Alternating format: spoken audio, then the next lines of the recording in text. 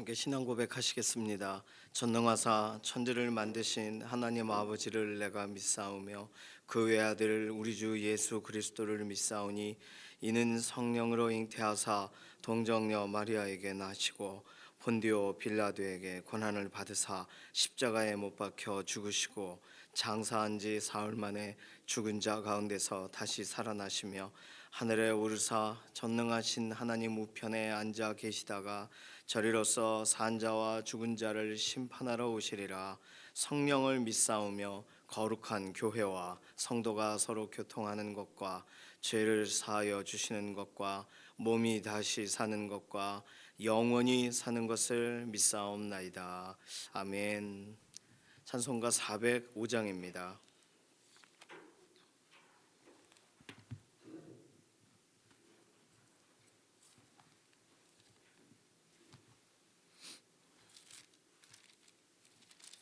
(405장입니다) 주의 친절한 발에 안기세 우리 마음이 평안하리니 항상 기쁘고 복이 되겠네. 영원하신 발에 안기세 주의 발에 그 크신 발에 안기세 주의 발에 영원하신 발에 안기세 날이 갈수록 주의 사랑이 두루 광명하게 비치고 천성 가는 길 편히 가리니 영원하신 발에 안기세 주의 발에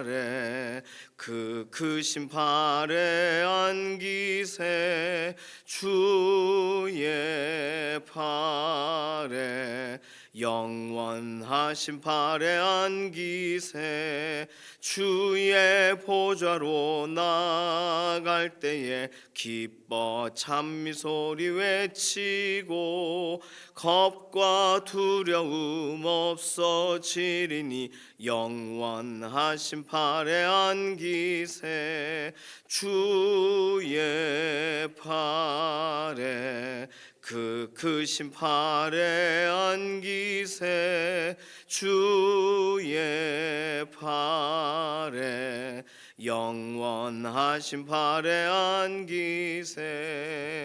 아멘.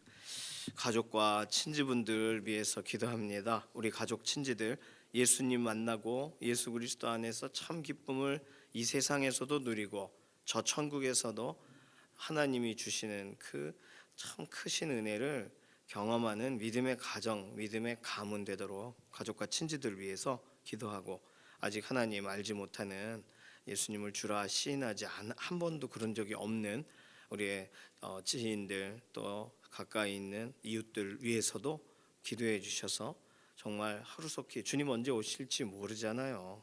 오늘이라 일컫는 동안 신앙 고백이 다시금 재확인되고 믿음 안에 견고하게 서도록 가족과 친지들, 이웃들 위해서 기도해 주시기 바랍니다.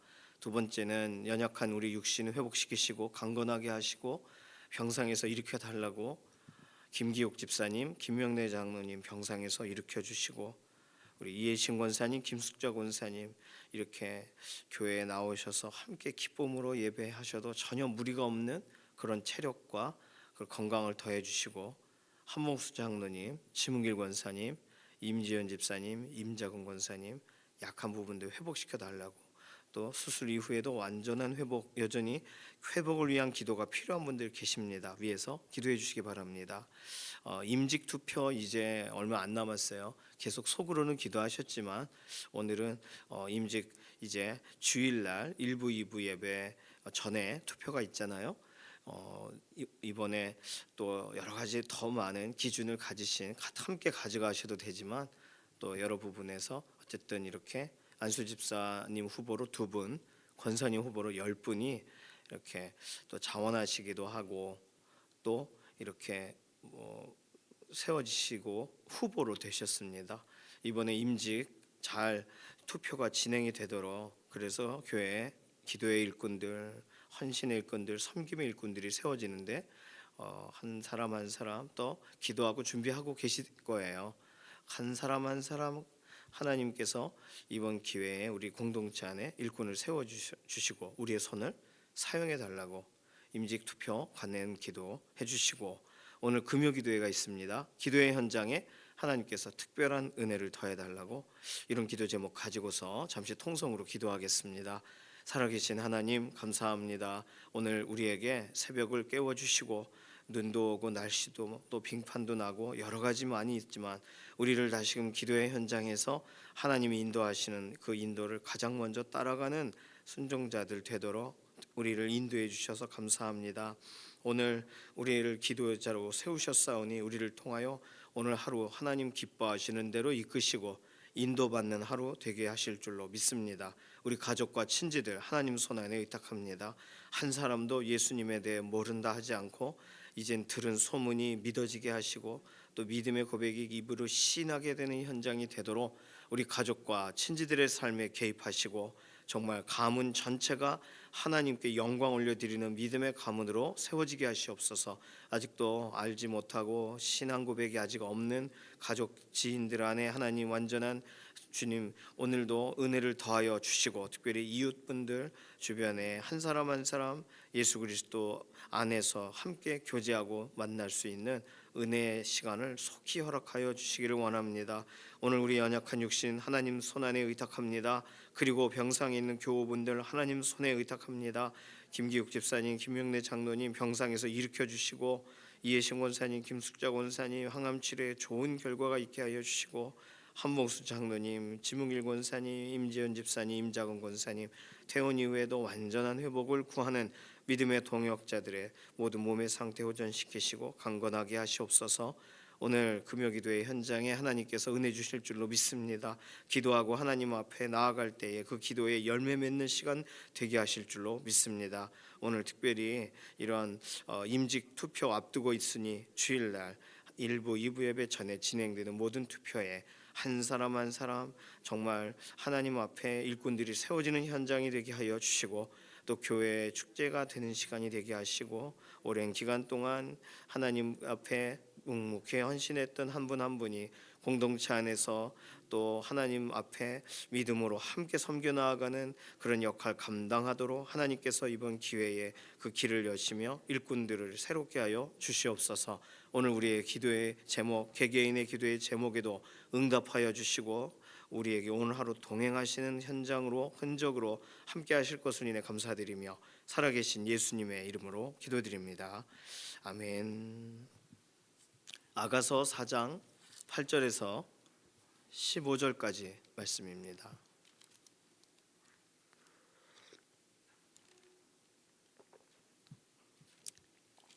아가서 4장 8절에서 15절, 16절 아니고요. 15절까지만입니다. 8절에서 15절 함께 읽습니다. 네, 신부야, 너는 레바논에서부터 나와 함께하고 레바논에서부터 나와 함께 가자. 아마나와 스닐과 헤르몬 골짜기에서 사자굴과 표범산에서 내려오너라. 내 누이 내 신부야, 내가 내 마음을 빼앗았구나. 내 눈으로 한 번 보는 것과 내 목의 구슬 한 꿰미로 내 마음을 빼앗았구나. 내 누이 내 신부야, 내 사랑이 어찌 그리 아름다운지. 내 사랑은 포도주보다 진하고 내 기름의 향기는 각양 향품보다 향기롭구나. 내 신부야, 내 입술에서는 꿀방울이 떨어지고 내 혀 밑에는 꿀과 젖이 있고 내 의복의 향기는 레바논의 향기 같구나. 내 누이 내 신부는 잠근 동산이요 덮은 우물이요 봉한 세미로구나. 내게서 나는 것은 석류나무와 각종 아름다운 과수와 고벨화와 나도풀과 나도와 번홍화와 창포와 개수와 각종 향유목과 모략과 침향과 모든 귀한 향품이요 너는 동산의 샘이요 생수의 우물이요 레바논에서부터 흐르는 시내로구나. 아멘. 우리에게 이렇게 하나님이 말씀하신다고 생각해 보세요. 그러면 와, 황송하죠. 황송합니다. 정말. 오늘 본문은 스펄전 목사님은 오늘 본문만 가지고서 한 두세 편의 설교를 이렇게 쓰셨는데 핵심적인 내용은 그 백성을 향한 그리스도의 평가. 이렇게 그 설교 제목이 가장 기억에 남았어요. 그분의 백성을 향한 예수 그리스도 주님의 평가. 그러니까 너는 어떻구나 이렇게 말씀하신다는 거죠. 뭐 그런 관점으로 보는 것이 참 유익하겠습니다. 오늘 4장 8절에서 15절은 목동이 부른 노래예요. 목동이 그 소녀와 함께 있고 싶어요. 8절에 내 신부야, 한 번도 없는 표현이죠. 사실은 이 표현, 오늘 본문이 아가서가 결혼한 관계에서 서로가 서로를 그렇게 대하는 건가 이렇게 오해하게 하는 구절이 신부, 누이 이런 표현이 나옵니다. 신부란 표현이 상당히 많이 나와요. 누이란 표현하고 여기서 신부, 누이라는 표현은 특히 신부라는 표현은 이런 그 글로 말하면 예변적 관점이라고 해요. 이게 뭐냐면 이후에 이렇게 될 것으로 생각하고 하는 말. 소녀의 우아한 성품을 언급하면서 소녀와 혼인하고 싶음을 드러내고 있다. 이렇게 읽은 것이 훨씬 좀 성경을 읽을 때 좀 중립적으로 읽을 수 있습니다. 그리고 누이라는 표현은 친밀함에 대한 표현이다. 내 누이 같다. 그렇죠. 친한 사이가 되면 아이 꼭 우리 누나같이 말하네 뭐 이러잖아요. 내 누이 같다. 얼마나 친해요. 내 형제요 하듯이 그렇게 누이라는 표현을 써요. 이 결혼했다는 뜻이 아니에요. 이미 결혼했다라고 읽으면 이제 모든 게 다 그렇게 보이는 거예요. 예를 들어 11절에 내 혀 밑에는 꿀과 젖이 있고 그럼 읽으면서도 결혼했구나. 그러면 이걸 그렇게 읽게 되는 거예요. 그쪽 방향으로. 그런데 이 소녀와는 목동이 어느 정도의 마음에 또 어느 정도의 정말 사랑의 관계인가. 요즘 그런 표현 쓰기도 참 어렵습니다. 사랑의 관계라 그러면 진짜 그런데 애틋한 거예요. 어떻게 말할까? 애틋하고 정말 눈에 넣어도 아프지 않고 이런 관계예요. 그냥 어떻게 만나고 또 어떻게 서로 이렇게 소위 아름다운 교제를 하는지 모르겠지만 서로를 느낀 점들을 말할 때 서로를 누구라 생각하는가를 표현할 때 이게 막 참 절절합니다. 사랑에. 그러니 이게 이후에 신부가 될 사람아라고 말한 것으로 읽으시는 것이 가장 좋겠어요. 자, 8절에 내 신부야 너는 레바논에서부터 나와 함께하고 레바논에서부터 나와 함께하자. 레바논 또 아마나, 스닐, 헤르몬은 헐몬산 할 때 그 헐몬이에요. 그러니까 레바논 지경이 맞죠. 이스라엘 북쪽에 그러니까 목동이 가는 산, 목동이 큰 산, 작은 산 거기서 간다 그랬잖아요. 거기서도 막 달려온다 그랬잖아요. 자, 이제 아가서 지금까지 읽으신 게 막 생각나셔야 돼요. 그러니까 목동이 이 신부와 함께 단둘이 가고 싶은 곳이에요. 레바논, 헤르몬, 아마나와 스닐은 뭐냐 하면 레바논에 있는 봉우리 이름이 아마나고 헤르몬산의 봉우리를 스닐이라고 부른다. 이렇게 이해하시면 이게 해결이 됩니다. 우리는 뭐 생전 처음 듣는 표현이죠. 아마나와 스닐 다른 뜻 없어요. 그냥 지역에 있는 어느 지역 이름이에요. 그래서 레바논 지경과 헐몬산 지경 그쪽으로 우리 가자. 사자굴과 표범산 우리 그곳에서 오르자고 내리자 이런 거예요. 거기가 있으니까 와라 이런 뜻이 아니고요. 같이 가자 이런 말입니다. 9절은요. 내 누이 내 신부야 내가 내 마음을 빼앗았구나. 나는 내 마음이 빼앗겼어요. 당신에게 이렇게 말한 거예요. 내 목이 구슬 한 꿰미로 내 마음을 빼앗았구나. 앞에 이미 말한 것처럼 목은 막 망대 같고 방패를 들은 것 같고 이미 막 절절하게 말했죠. 그래서 어떻다? 마음을 빼앗겼다. 그러니까 어제 본문에 대한 이런 결과같이 말하고 있는 거예요. 10절은 내 누이 내 신부야 내 사랑이 어찌 그리 아름다운지 내 사랑은 포도주보다 진하고 내 기름의 향기는 각양 향품보다 향기롭구나. 사랑에 난 빠졌구서 이런 뜻이에요. 복잡하게 해석할 필요 없어요. 11절 내 신부야 내 입술에서는 꿀방울이 떨어지고 내 혀 밑에는 꿀과 젖이 있고 내 의복의 향기는 레바논의 향기 같구나. 사랑이 달콤하다 이런 걸 말하는 거예요. 12절 내 누이 내 신부는 잠근 동산이여 이 구절이 가장 중요한데 덮은 우물이요 봉한 세미로구나. 이스라엘 같은 경우에 이런 유대의 정원은요, 그러니까 워낙에 척박한 땅이기 때문에 물이 있는 곳을 물을 중심으로 급수 시설이 되는 데에 정원이 생길 수밖에 없어요.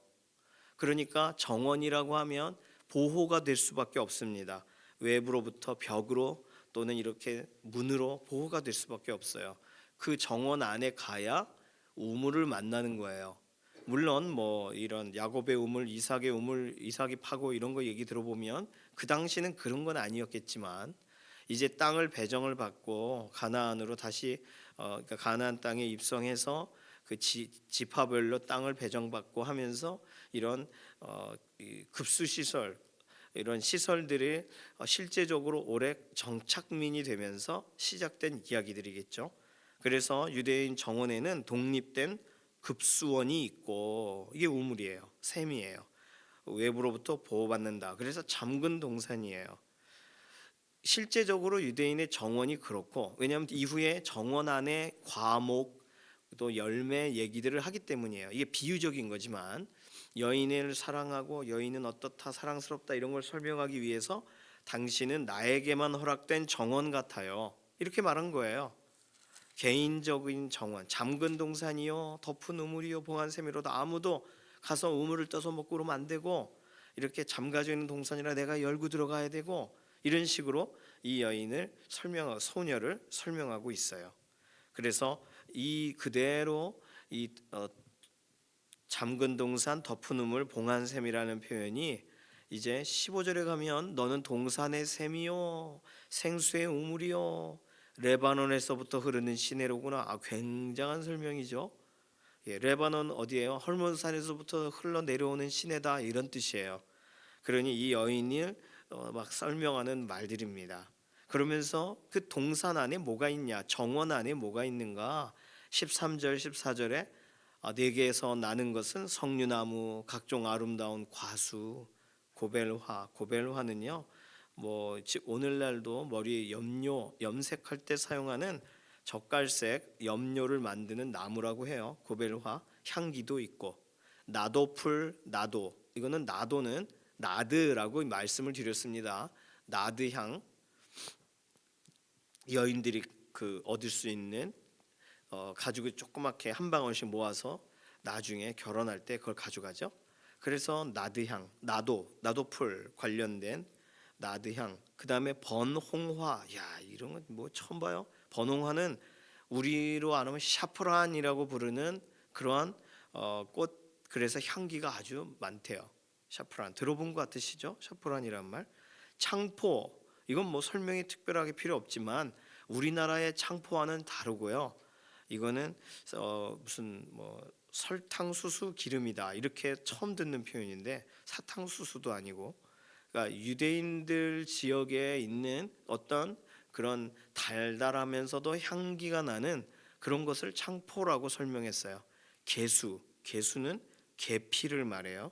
계피 나무에서도 기름을 짠다고 해요.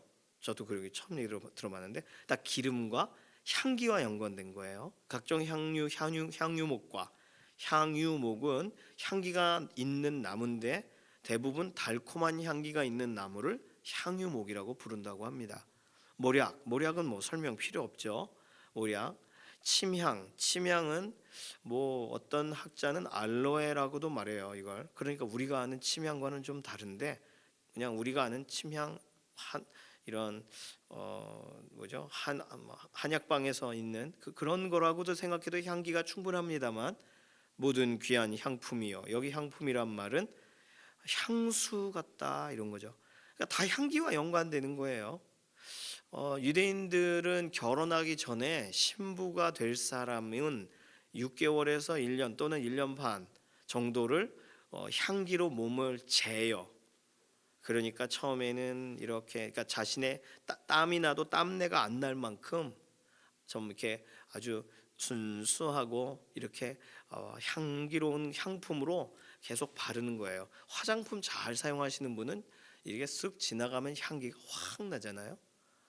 향수만 뿌려도 그런데 그 당시에는 이런 향수를 바르고 다음 날도 바르고 이렇게 해서 그냥 몸이 아예 향기가 아예 몸에서 나도록 그렇게 해서 결혼을 준비한다고 합니다.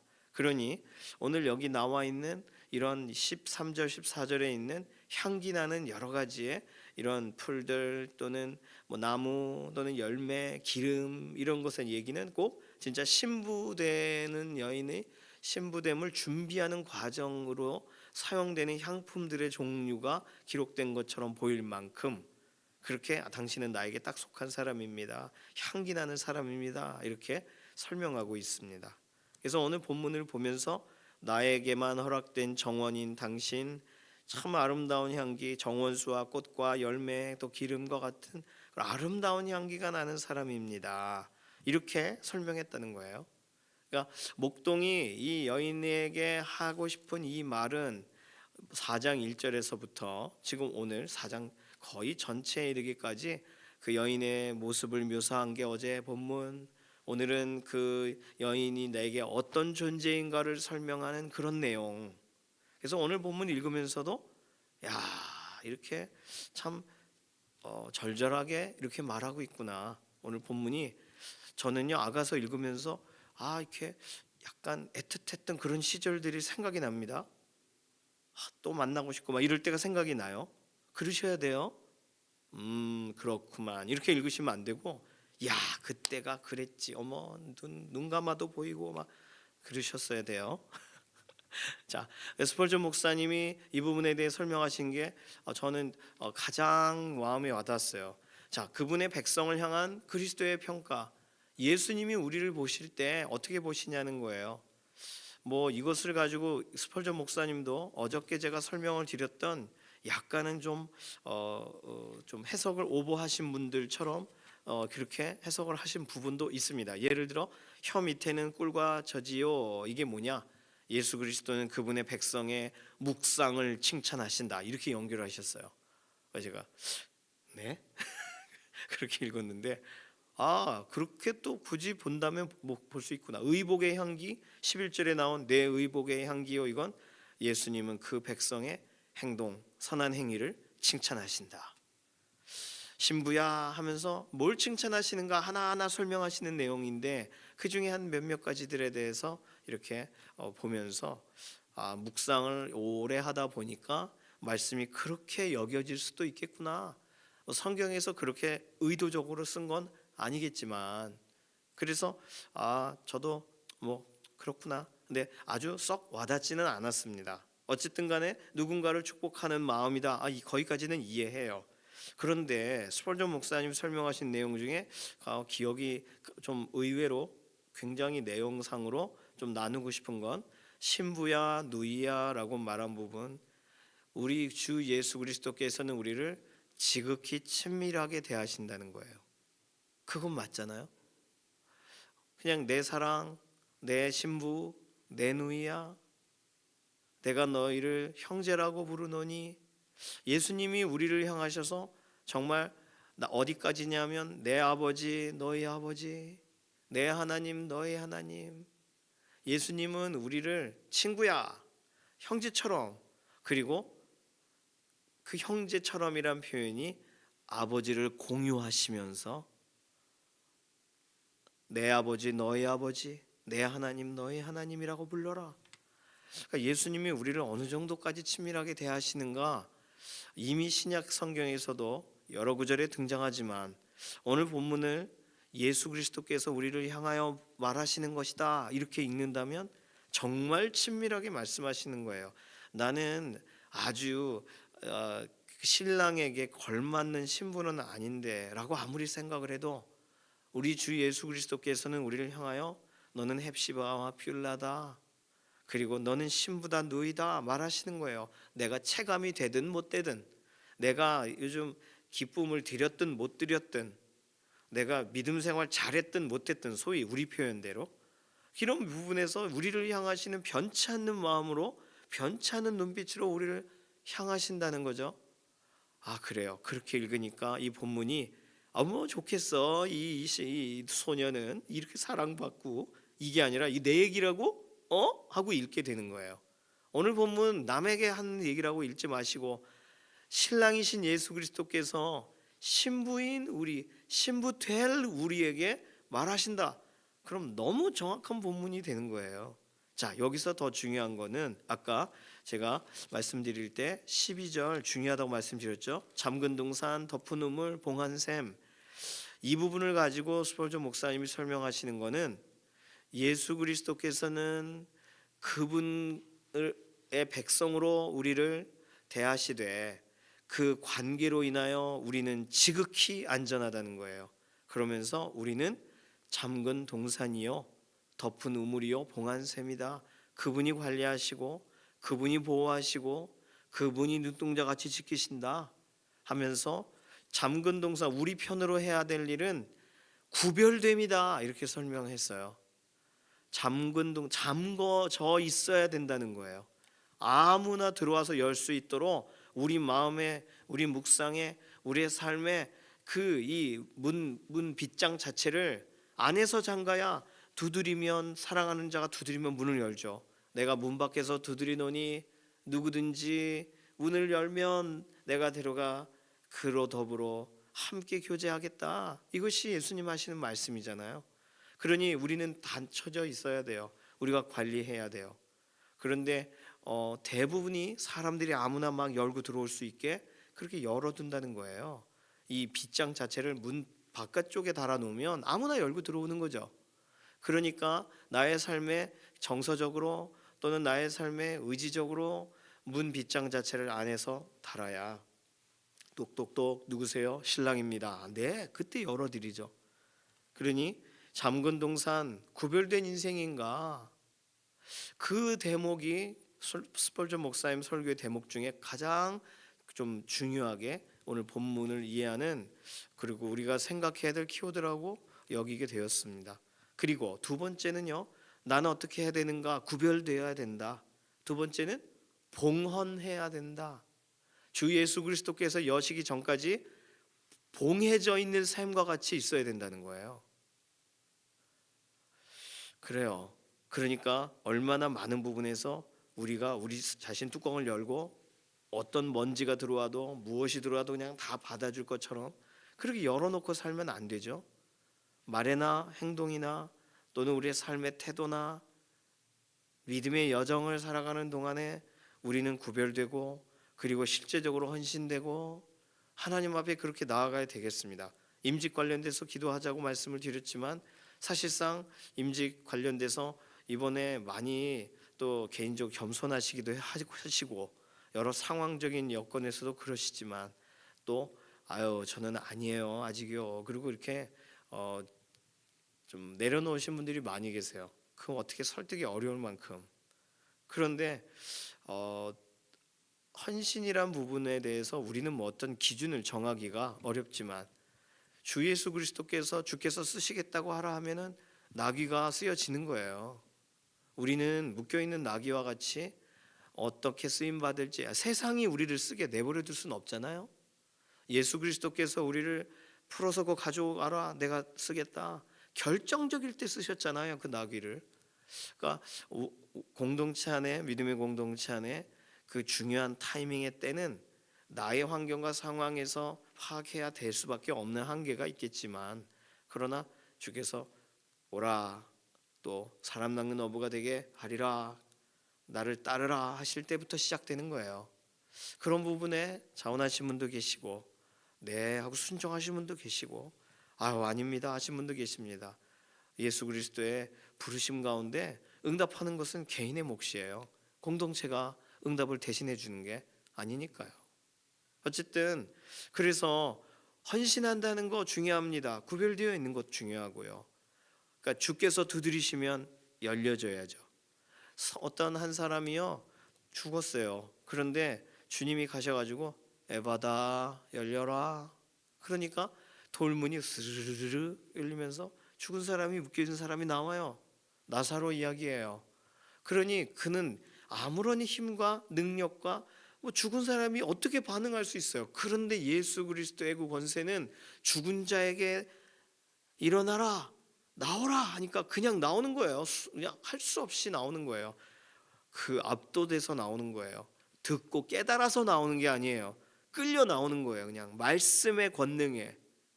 그러면 오늘 우리의 인생도 우리에게 주신 말씀이 선포하시고 이끄시는 대로 그 권능에 순종하는 삶의 과정은 우리에게 나오라 하실 때, 우리가 아무것도 우리 스스로 할 수 없을 때에 우리가 하나님 앞에 나아가게 하는 그런 훈련의 과정일 수도 있어요. 아니 나중에 그 주께서 권능을 가지고 확 끌어가시지 뭐, 그때 알아서 하시오. 지금은 내가 내 뜻대로 살겠소. 이렇게 아직도 교회 가자 그래도 안 가고 이런 분들이 계세요. 아니요, 주님 오시는 날에는 거절을 하건 그때 믿겠다고 하든 끝나요. 이미 끝나는 지점이에요. 그러니 오늘이라 일컫는 동안 자원하여 주께 나아가는 거예요. 그 자원의 과정도 하나님이 다 이끄시고 다 길을 여시고 하나님이 일 안 하시고 손 하나 까딱 안 하시고 알아서 나오라는 게 아니에요. 지금까지 얼마나 쏟아부으시는 거예요.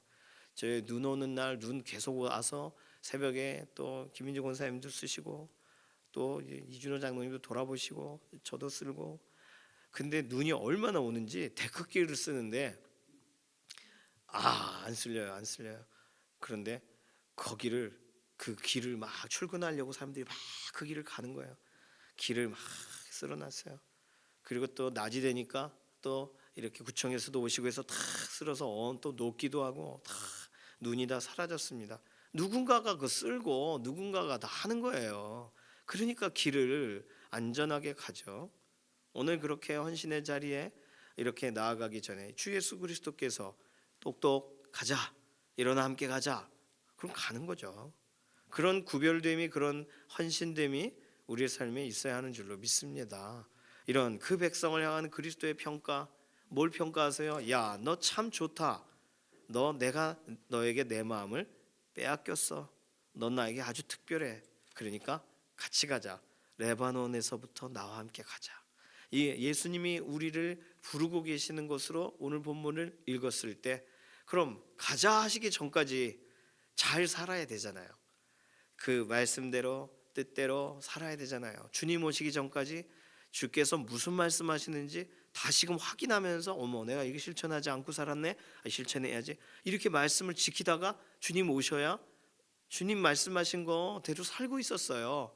이렇게 말하죠. 가자 그러면 지금까지 못 살았던 게 막 다 생각나고 그러면 어떡해요.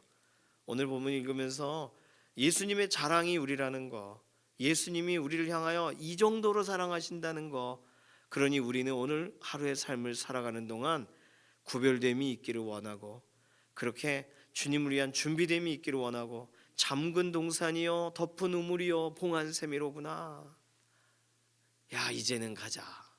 딱 우리에게 맞는 고백입니다. 오늘 그렇게 구별되시고 그렇게 들이시고 삶을 오늘 말씀하시는 대로 인도받고 믿음으로 따라가는 그 동역자 되시길 소망합니다.